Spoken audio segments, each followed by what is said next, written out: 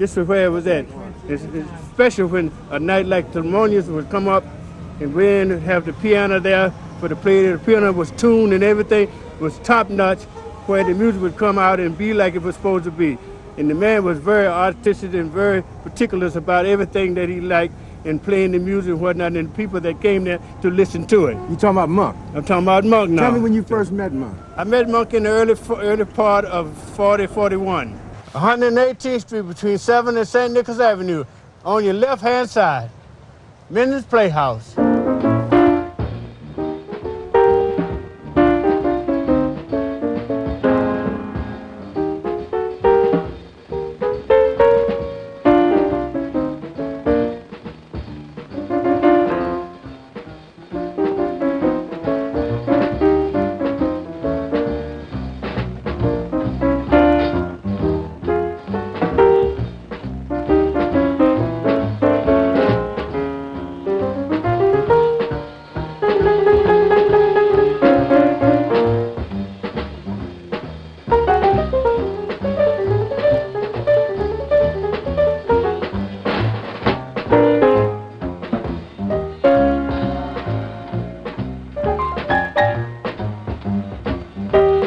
His melodies were beautiful.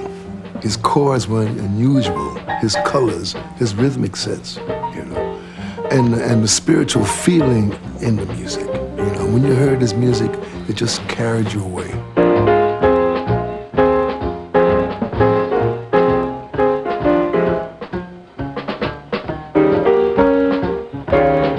The most difficult thing about Monk in the studio was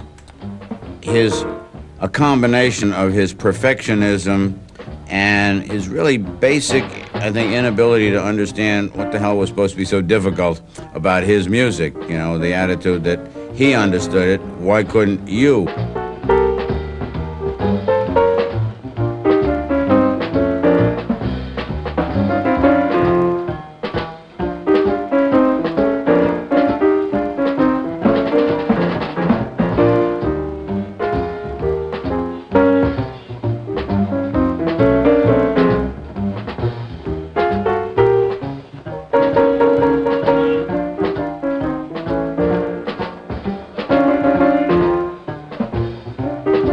A lot of things that we do in common one to another.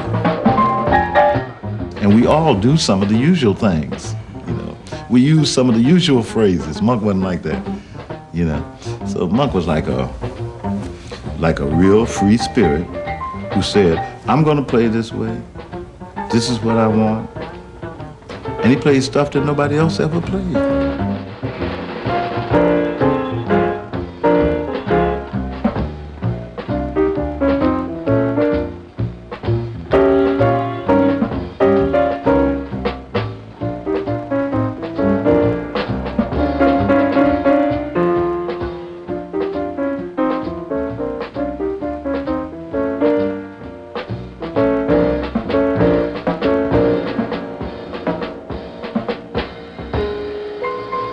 He was a rebellious spirit, and probably one of the few people who really stuck to their gun and got what he wanted out of what he wanted to do. You know, there's very few people who make it doing what they want to do. Monk went through a period of not making it, but he still was Monk. When he made it, he still was Monk. He epitomizes what a jazz musician is supposed to be.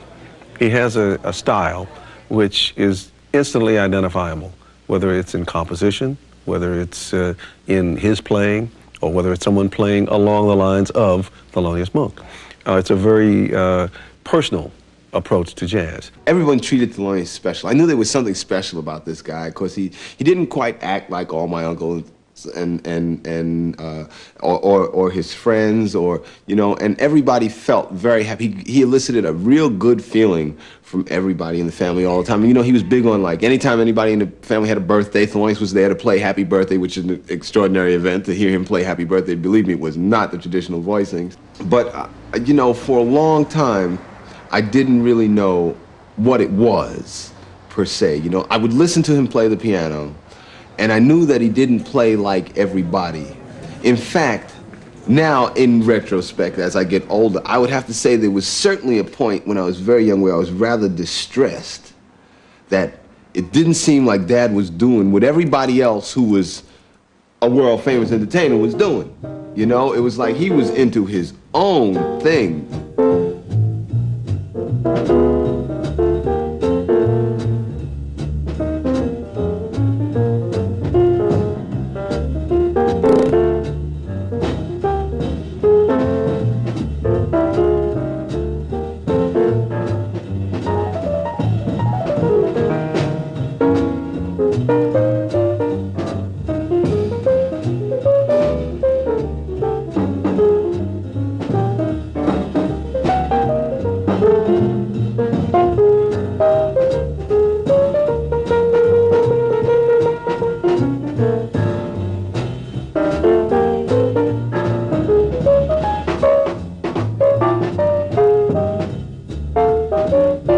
It was a message. He had a way of saying to the piano and giving you a message. You know, every note was clear, precise, at the same time a tremendous sense of swing. And in addition to all of that, he showed me that all the values of our music are modern, like stride piano, for example. Monk was a stride pianist all of his life, and he would write even a very complicated piece of music, and he would play somewhere along the line stride piano because that was the way he heard things and the way he organized things. Harlem stride piano was this incredible period around the 20s and 30s, you know, and 40s also, of the great, great pianists such as James P. Johnson, Lucky Roberts, Willie Lyon Smith, and many others. And they would play a lot of rent parties, you know, and the piano became like a total orchestra, and they would play for dancing. And James P. Johnson, ironically, he lived in San Juan Hill in the same area as Monk, you know. And James P. was one of our really master pianists. And they all went into stride, and stride was just a wonderful way for pianists to swing. I like stride.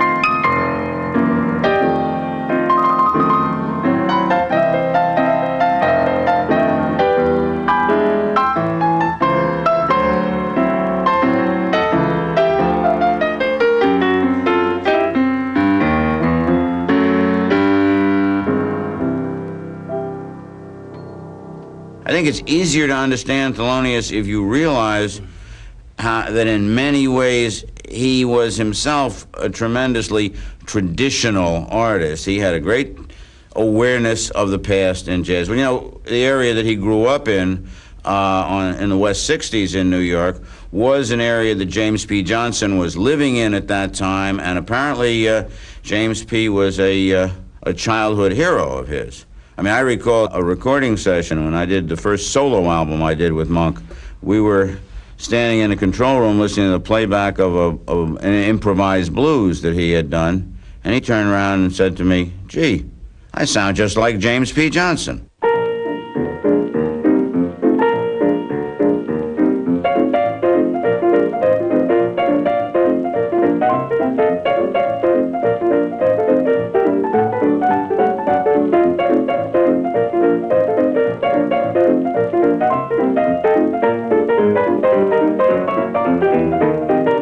And for me, Thelonious was wonderful because he put the traditional and modern and put it together.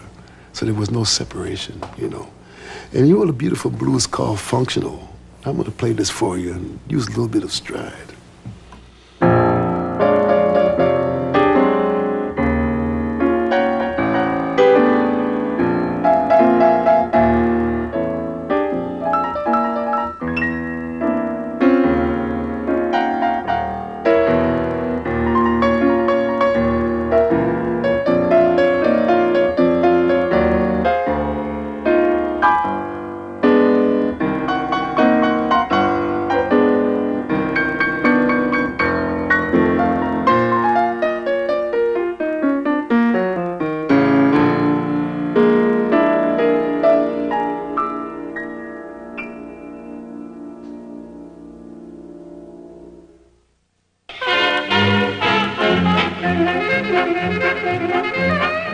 we first moved there was 1922, summer, right? So there were houses on both sides of 63rd Street. In fact, all the way up, like where they have Lincoln Center now, there were houses on both sides of the street all the way up to Central Park West. And most people were from the West Indies, and we were about the only Americans when we first moved over here. And since our name was Monk, they thought we were West Indian too. And then they found out that we weren't, you know.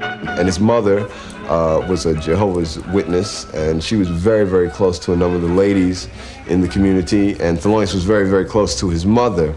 And although she came from Carolina, I think a lot of her influences in later life, the influences that affected Thelonious, because he came here when he was 3, came from those friends that his mother had, who were from, whose origins were in the various islands in the Caribbean. Mostly West Indians, you find the children have to play something or do something. So most of them either play the piano or the violin. So in that atmosphere, my mother said I had to take piano, and Thelonious, he didn't want to play the violin, so he had to play the trumpet. So I took piano lessons, he took trumpet lessons. But they found out he used to have bronchial trouble, you know, cold in the chest so much. And the music teacher told my mother that he shouldn't play the trumpet because it was affecting, you know, his blowing. And he got interested in the piano. So my brother would start playing, and he found out he could pick up any tune that came along, you know, without the music. So my mother said that if he was going to play, he should learn how to play the right way. So the teacher who was teaching me, which I didn't like piano lessons, he started teaching my brother in my place, so he took lessons there. There was a strong tradition of education. There was a strong tradition of religion involved in those things. There was a strong structure for respect and authority for elders and those kind of things, and those values were very, very important to Thelonious, and I think it had an overall influence on the way he went about his job in his music, which was very workmanlike fashion.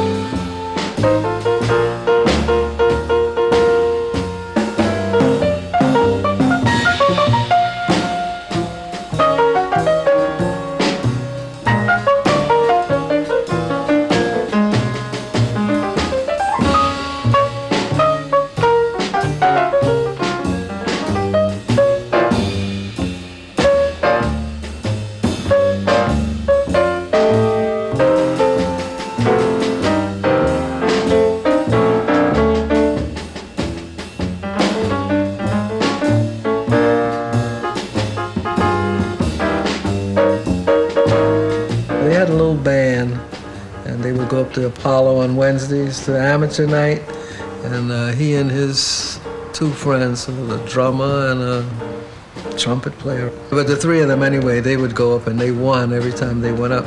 So they barred them from coming up there because they were winning each time. They were too good to play, in other words, that's the way people considered it. Then he played other places. They just had gigs where they played different places. And then some preacher woman he went away with, she needed some musicians to go with her, you know, to accompany her when she was doing her healing and preaching. And she came and asked my mother and the other kids' mother if they could go, because they were underage, so they had to sign for them. And they went away. So she needed these musicians, you know, they bring the people in, they play good music, and people follow music. And so they upped her business, and they were really helped too, because by going away and listening to different music and meeting different people, they became better musicians. And then from there, you know, he got to know people, and then he was going up to mentions. He used to go in there and sit in and play and listen, until they finally had him. He was the piano player up there. When you came in, the bar was here. It was a fairly big bar, but you could hear the music, which was back here. And it was set up so that you had tables all over the place. So you could eat, you could get sandwiches and stuff as well as drinks. And then as you came back this way, there was a kind of a dance floor, which I guess, if memory serves correctly, must have been about in here somewhere, because the tables were pretty much on the walls, and the bandstand, as I remember, was maybe about that high, maybe, because you had to go up steps to get on the bandstand. And this was the hippest crowd in New York. I mean, these people really listened to music. You had pimps and hustlers and people in the business, but you also had a lot of just sheer jazz fans. And I mean, these are people that knew that the music that they heard here was more often than not on the cutting edge.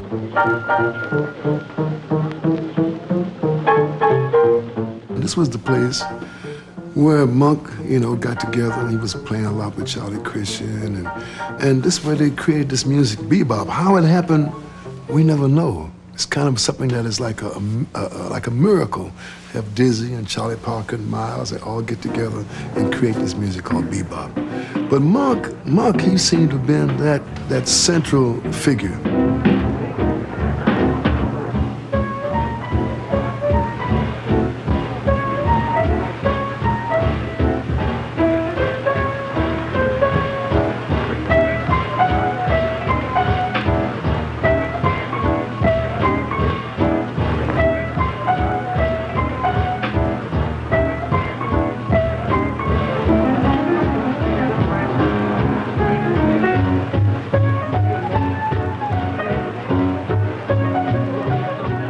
Chronologically, he existed at the beginning of the modern jazz movement. He was involved with all of the key players in the bebop game, but if you compare him, well, either with the most obvious comparison with Bud Powell, or if you compare him with some of the other young bebop players of the time, maybe somebody like Al Haig or Dodo Marmarosa, Monk was not really on the same wavelength as those people, or putting it another way, they weren't on the same wavelength that he was on.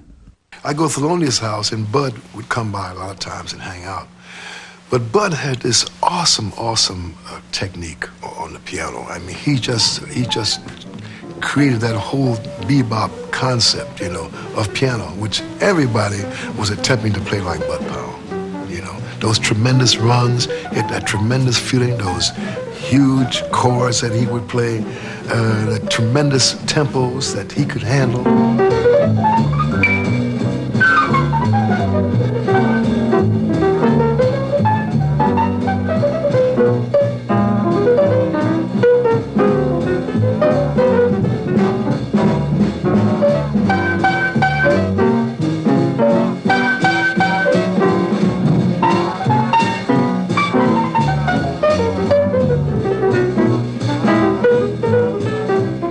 Thelonious was just like the opposite of that. Thelonious, he could take like one note, you know, and give you a message. He just could take one note. You take an octave and just take an octave. Like Thelonious is a good example of that, you know. And he could do that.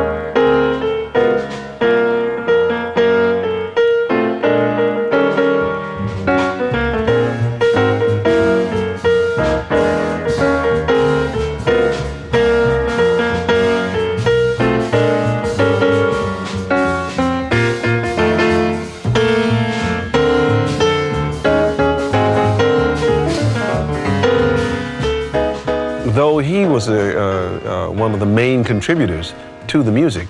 He came to the music in the same way that Dizzy, Bird, Kenny Clark, each one was tremendously individualistic. Monk brought these harmonic and kind of rhythmic displacement where you would expect to hear rhythm going one way, he kind of moved it around a little bit. And you hear that in Charlie Parker. You hear that in where Charlie Parker goes over the bar line. You hear that in Dizzy Gillespie with some of his long lines. They loved Monk for that reason. I mean, he stimulated their thinking. So with Monk, they said bebop. I think Time magazine said bebop and beyond. That's how it describes Monk's music, you know. So bebop was the term that was given this music. Although everybody played a little bit different. You know, Monk played a certain way, Bud Powell played a certain way, Herbie Nichols played a certain way, Miles Davis played a certain way, Fats Navarro played a certain way. But it was called bebop, but in a way, everybody had their own individual expression.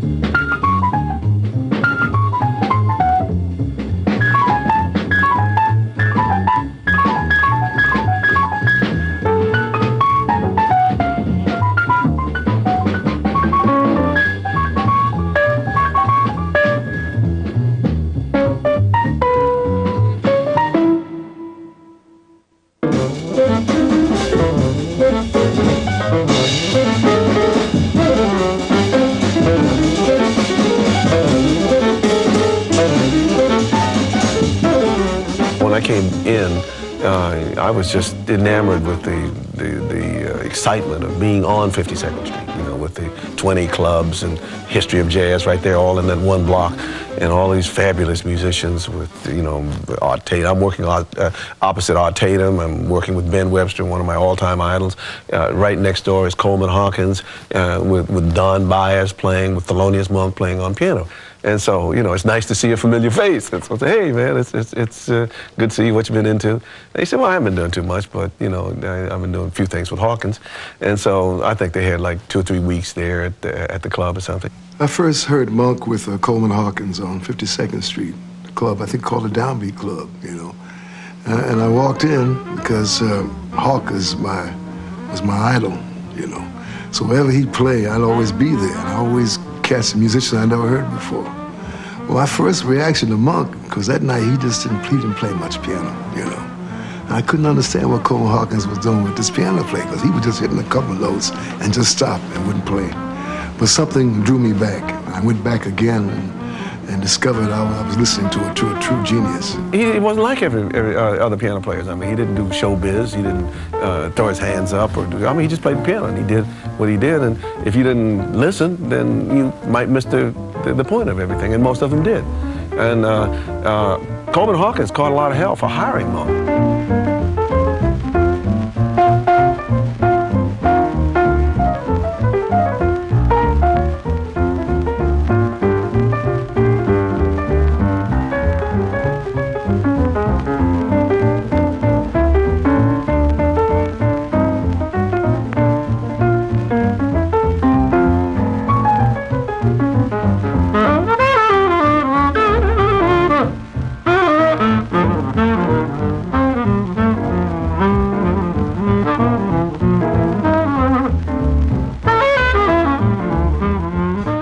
Resistance that he got creatively and artistically came from the media and from the critique side, which has nothing to do with the music. I think he always felt a little bit maligned that he was considered outside of the mainstream, because, I mean, if there was ever a mainstream guy, Thelonious was mainstream.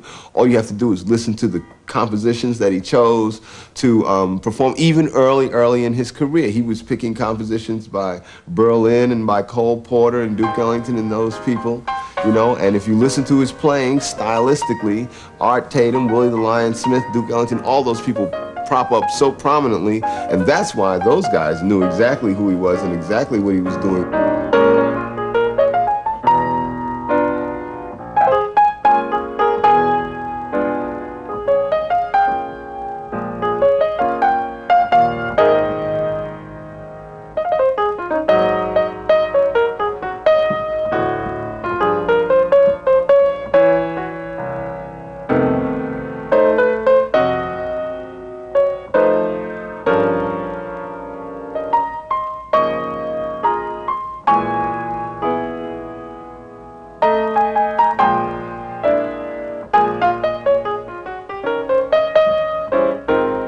Thelonious was with Bud, and they were on their way out of town, and Bud made a stop, I believe, and was seen by undercover police, and Thelonious took the drugs, whatever it was that Bud had, because Bud had had a lot of trouble. And Thelonious basically took the weight. But it did result in him losing his cabaret card. When I got to know Monk, when Monk began working with us, it was just simply an established fact that he did not have a cabaret card, and that meant in New York City in those days that you could not work in any club or bar in New York. I mean, he did come around to jam sessions. He was allowed to sit in. He did a lot of things unofficially, but officially he couldn't work to the extent that he should have been allowed to work. I think that this was a terribly racist thing that took place. It was done deliberately at one point, I feel, because too many black musicians were working downtown. In the big picture, I don't know if it had as detrimental effect on his career as it had on his basic emotion as a person. I mean, not being allowed to ply your craft, not being allowed to earn a living in your hometown for your wife and your family has got to eat at anyone. But in that period is when Thelonious did a great deal of writing. He was home, my mother was working 2 and 3 jobs, and so consequently, Thelonious was playing Mr. Mom, and he was at the piano. It afforded him an opportunity to really concentrate on his writing. See, when he signed with Riverside in the mid-50s, he had been recording for about 7 years for both Blue Note and Prestige, and had developed that reputation of being tremendously difficult to listen to, tremendously difficult to understand, and as a result had a very small cult following and no real acceptance as yet in the jazz world. So we began with, I thought it was fairly safe, and it was. I began by suggesting an all Ellington album.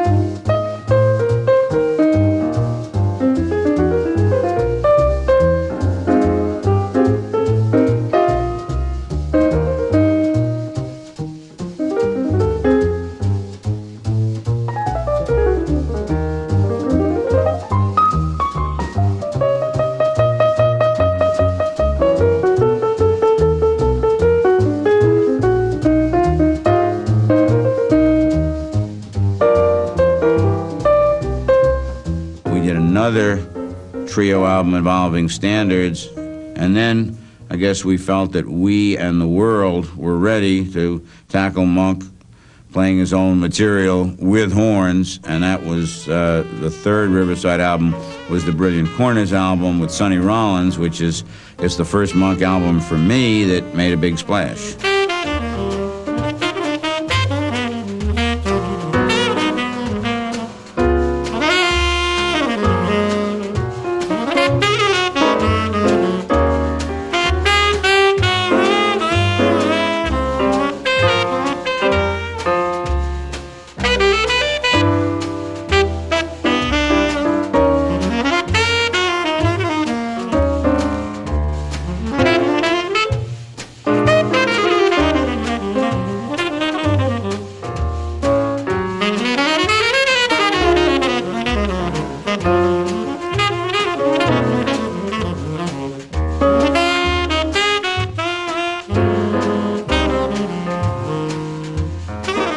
lived in a very, very tiny apartment in the beginning, and I know we spent a lot of time in the bed together, all four of us. It was remarkable. I could lay in the bed with my dad until I was about 10 years old. I mean, anytime you might walk in the house and you might find all four of us on the bed playing cards, or because my father and mother were big on games. They liked to play all kinds of card games, you know, all the time. And of course, you know, Thelonious was excellent ping pong player and absolutely extraordinary pool player.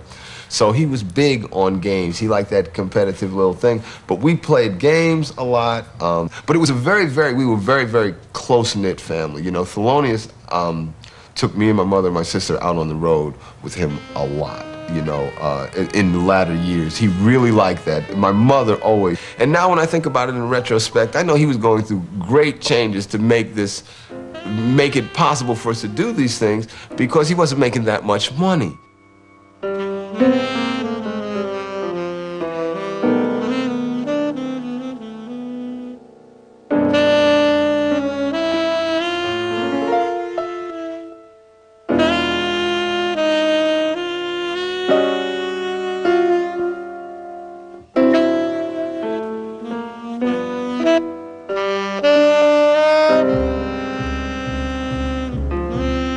I met Nika in about 1954 or 55, and I've always thought of the Baroness as being possibly the only example in our times of sort of the modern version of the medieval patron of the arts. I mean, I think she was a true patroness and was extremely helpful to quite a number of musicians, of whom, you know, the most notable were Bird and Monk.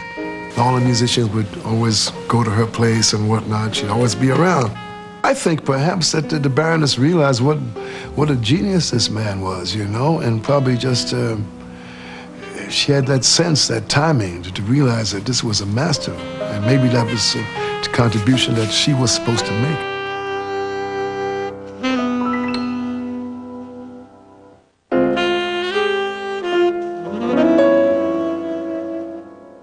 The Spot was kind of a unique place. It was just an ordinary bar near 5th Street and 3rd Avenue, and it had an upright piano originally. In fact, the first time they got a grand piano was when Monk came in.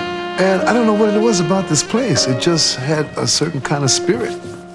It certainly wasn't the most beautiful club in the world. It was just about as basic a bar as you could find. And it just became the place. And Monk was very popular there.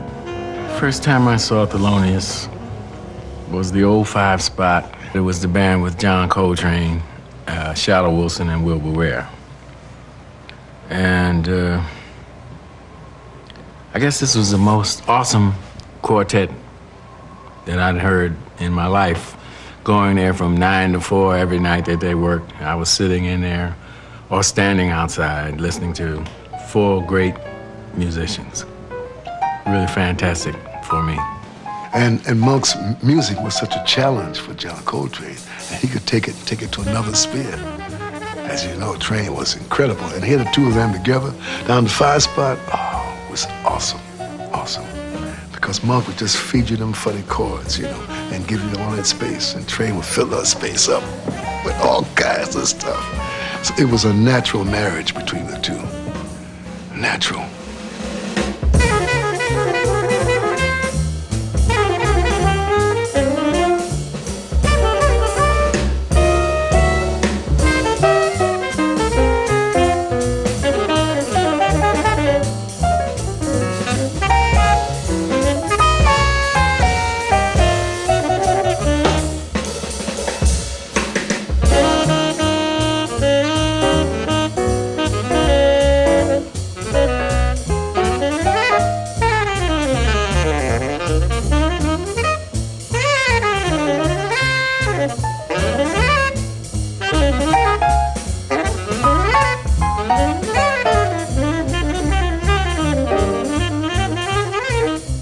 Look here. Coltrane practiced Monk tunes. Sonny Rollins practiced Monk tunes, and they practiced these tunes. They practiced playing these songs. You did not you did not necessarily come up and look at some Monk changes and play the song. You know, see, Monk was that kind of way, period, man. I tell you, it's a song Monk played. It's an old standard Monk played called Lulu's Back in Town. You know, gotta get my old tuxedo press. Gotta sew a button on my vest, cause tonight I gotta look my best. Lulu's back in town. Man, let me tell you, I heard Monk practicing that song. He played that tune in tempo and practiced that song for maybe 2 hours.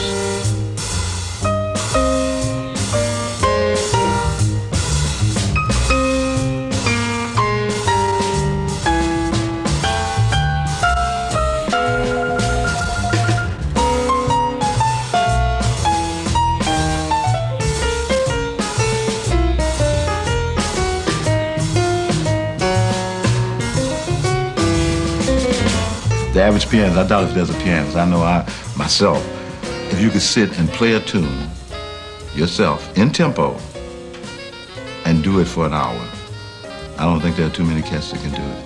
You know, so he was very special that way.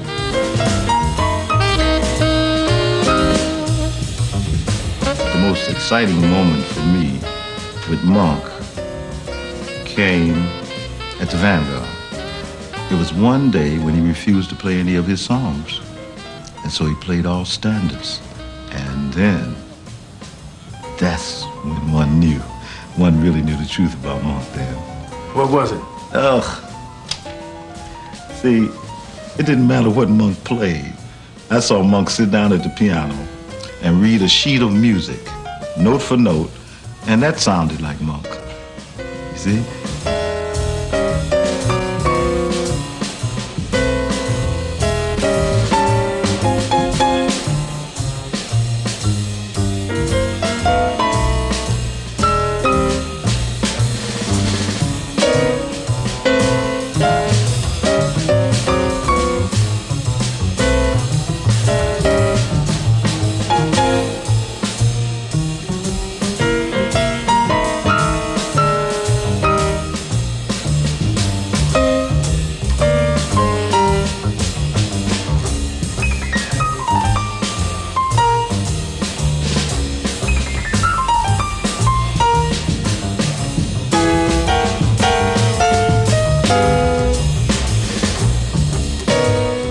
The new Fire Spot on 8th Street is the first chance I got an opportunity to be around him every night. For 6 weeks, I worked opposite him, and I was with 3 different trios. This was about 64. So Thelonious came in the room after the 3rd week he was there. No, the 6th week we were there, the last week. And he looked up at the stage, and I'm working with the new. So he walked over and he said, "Who the hell are you, the house drummer?" And kept going. And that was the first words he had spoken to me for 6 weeks. So that Monday, we closed on Sunday, and that Monday, I got a phone call about 8 in the morning saying, "We'd like you to come down to Columbia because Mr. Monk is recording, and we'd like you to come down." I hung up. So the phone rang again, and he said, "Oh, this is no joke. We're down here at Columbia Studio waiting for you." So I went down, and there they were. So we did this date, which he never said nothing to me. Again, I walked in, he never said good morning, he said nothing. I put the drums up, and after I got everything set and he saw that I was ready, he started playing. He still hasn't said a word to me. So we finished this whole half an album, and while we listened to the playback, he walks over to me and said, "Would you like some money?" I said, "No, I'll wait for the check." He said, "I don't want anybody in my band being broke." So I said, "In your band?" He said, "Yes, do you have your passport ready?" I said, "No." He said, "Well, we're leaving Friday." And I was in the band.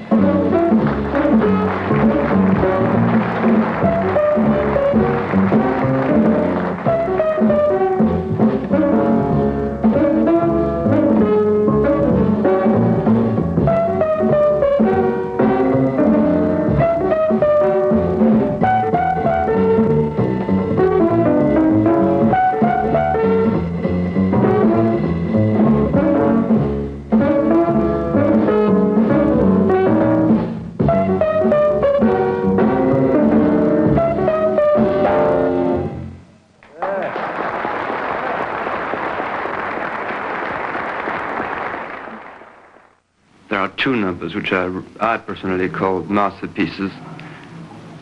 Et ce sont Roundabout Midnight et Crepuscule with Nelly. Nous avons demandé à Monk laquelle de toutes ces compositions il considère la meilleure. I don't know. I haven't really rated them. I mean, within my mind. Well, then, which is the one you like best to play? I like all of them. Non, il ne sait pas laquelle est la meilleure, et il ne sait pas laquelle il préfère jouer non plus. I mean, they're all good. Well, I expect them to be a certain standard before I let anybody hear it. You mean everything you write is stamped with genius? I don't know about that. No, because I'm cornering you. He was very witty and a very sensitive person, and in a way, for me, I believe that's why a lot of times he gave you these different airs and these different little gestures that he would do, because he didn't want you to get close to him because of him being a very sensitive person. He was a very sensitive person. When I finally discovered Thelonious, I went to his house. After hearing him the second time, I went by and asked him, could I come by to see him? And he said, yes. I went by his house. And I was in his house about 9 hours. I'll never forget this, because he had a picture of Billie Holiday in the ceiling. And he had a red light and a small piano. So, being a young musician, I started to ask him a lot of questions. He didn't answer any question at all. And I must have stayed there about maybe 1 hour asking him questions. He never said anything, you know. I stayed inside that room close to 9 hours, just with him. All of a sudden, it got very quiet, it got very silent. And finally, I said, well, Mr. Monk, thanks very much for inviting me. You know, I think I better leave, right? He said, okay, come by and see me again. And I left, and I was completely perplexed, see. When I went back to see him again a month later, he played the piano almost 2 or 3 hours for me. Then I realized, because I've done a lot of reading of Sufism and mysticism, and I realized in the ancient cultures, a lot of the masters, they communicate without words, you see. And Monk was a master of that.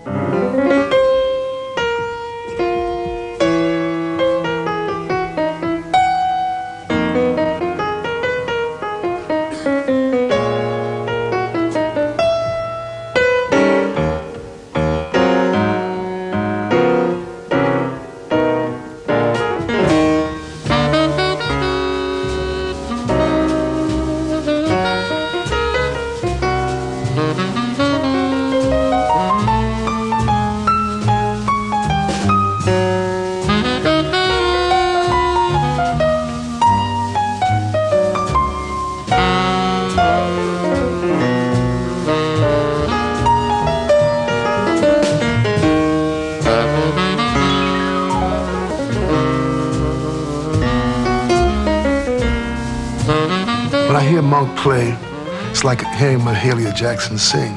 It's like hearing Billie Holiday sing. There's a certain quality when the music just reaches you someplace else. Not just the ears, but it reaches inside the spirit, you know. And that Round Midnight has that kind of quality.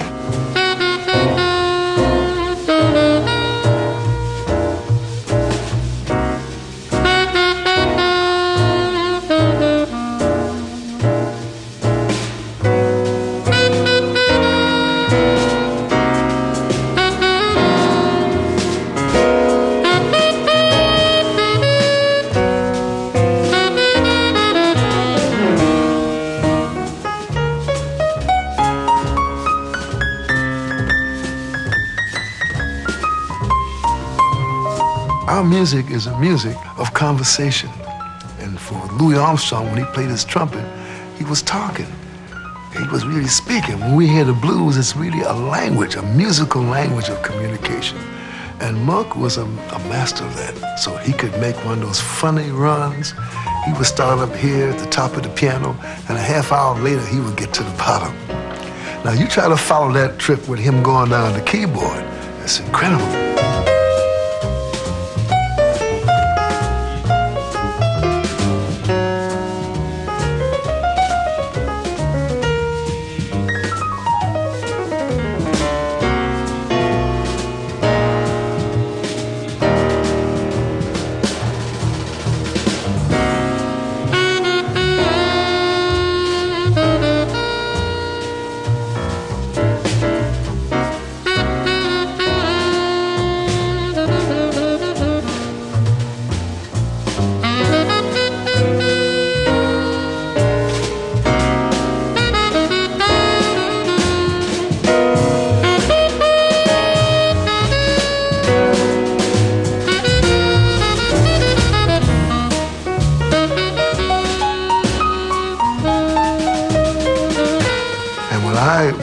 watched him and saw him and heard him, it was not just the melodies and the notes and the sounds and the colors, but it was a kind of a wonderful commitment, you know, that this is what I'm going to say. This is my music, and I'm going to keep doing that, you know.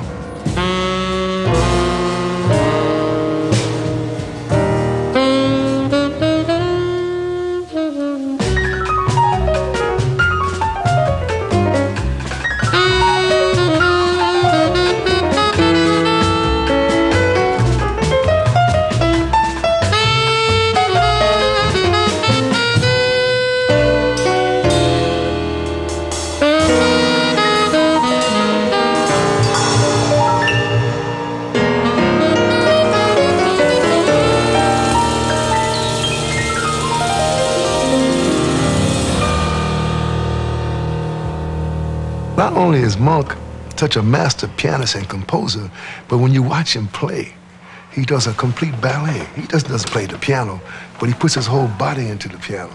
And when Monk hits something up here, something down there, his whole body, so like it's a whole dance.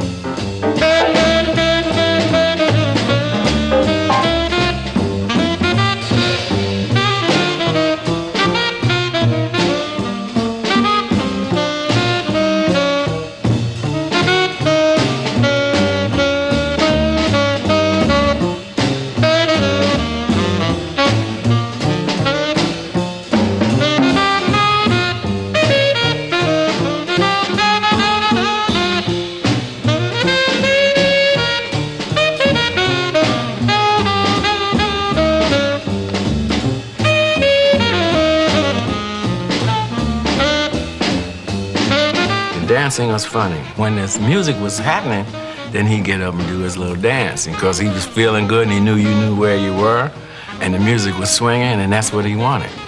So he said, I don't have to play now, you making it happen.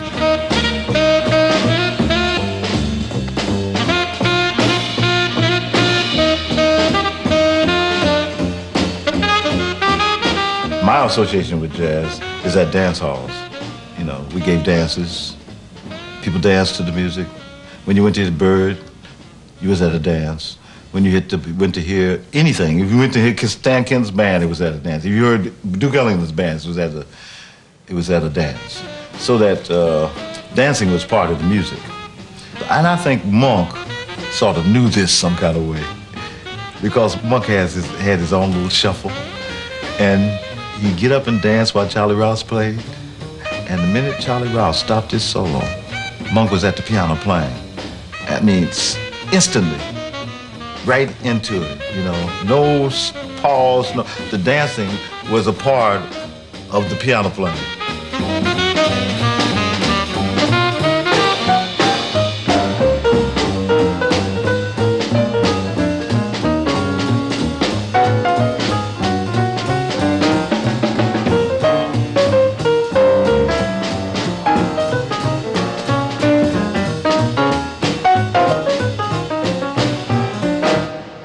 He was way ahead when it came to the difference that distinguishes the Van Gogh from the common, or distinguishes the greats, you know. And Monk was the great, you know. And how he learned it, I can't tell you. I don't know how a person could do it that early. You know, that was a genius. That's all. Genius is funny. You know. In 1964, when the Time article came out, I think finally he understood that there were a number of people very interested in what he was playing and what he was doing. I think it made him play more because now he knew people were listening to him. So it was a great enthusiasm when we went out to work that he had, because now he knew that he could see in person people standing in line waiting to come in to hear him play. And then we were traveling quite a bit. We went on 2 world tours. And things were really, really looking good.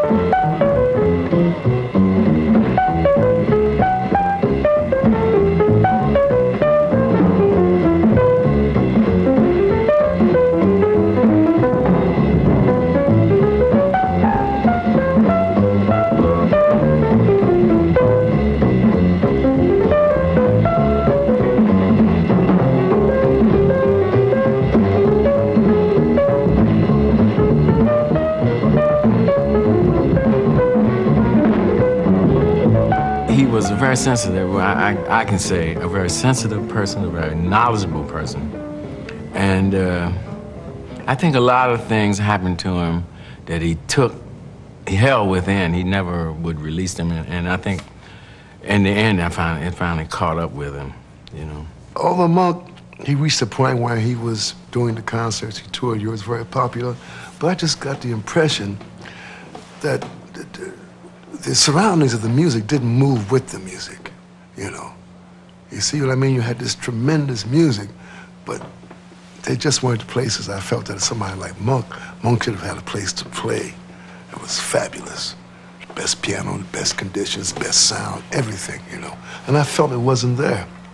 And I could be wrong, and I felt spiritually that he just shut the door and said, okay, I've given this much.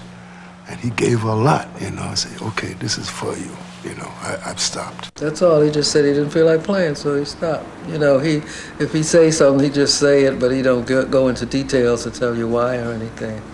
I guess he didn't know why himself when he didn't feel good. We went over to see him a few times, and he'd talk, walk around with us. He'd go out and take walks, but he didn't feel like playing or appearing in front of the public. He came out one time, I forgot when that was, in the 70s or something, and played, but then he didn't come back again after that. I would go back to the fact that the group Sphere that I was involved with, well, our first album was a dedication to Thelonious. And the music that we wanted to play was his music, and we decided that maybe if this album was good enough, it would encourage him to return to playing again. But the day that we went in to record, he passed away that morning while we were in the studio, so he never had a chance to hear the music.